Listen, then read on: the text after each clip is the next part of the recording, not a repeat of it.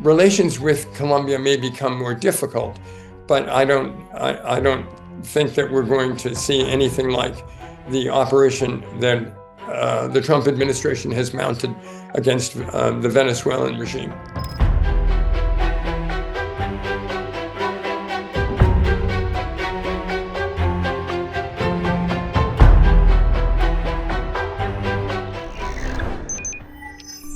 Well, to begin with, the U.S.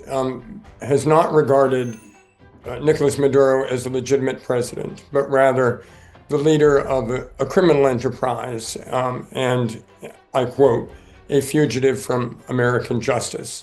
I think what's happening right now is the Trump administration has decided to work with the remaining representatives of the regime to manage a transition.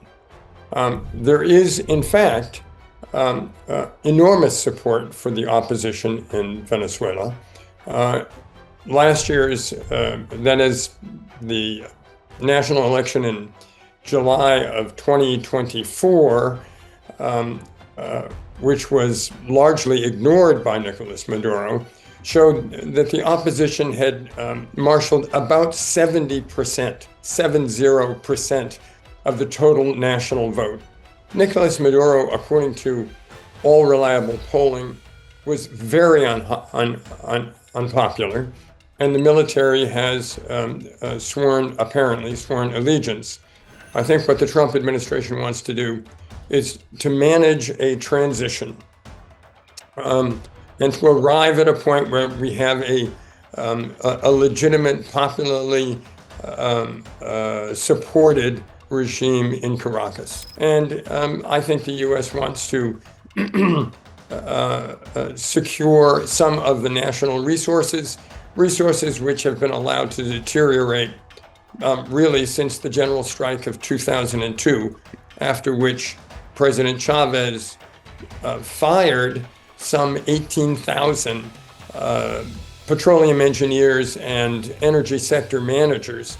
That sector, which was producing 3 million plus barrels a day when Chavez was elected, has never recovered, and even today is barely producing a million barrels a day. I certainly wouldn't anticipate kinetic action against either of those two countries, though I suppose one might say nothing is off the table.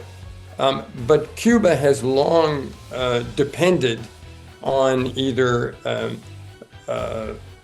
on deeply subsidized oil transfers from Venezuela.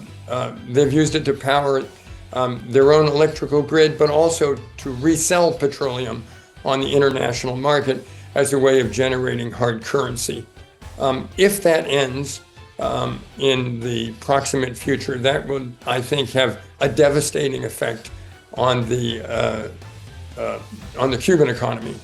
The U.S. has already decertified Colombia for its failure to cooperate fully in combating narco-trafficking for the first time in 30 years. And if I'm not mistaken, we have also canceled President Petro's visa. Relations with Colombia may become more difficult, but I don't think that we're going to see anything like the operation that the Trump administration has mounted against the Venezuelan regime.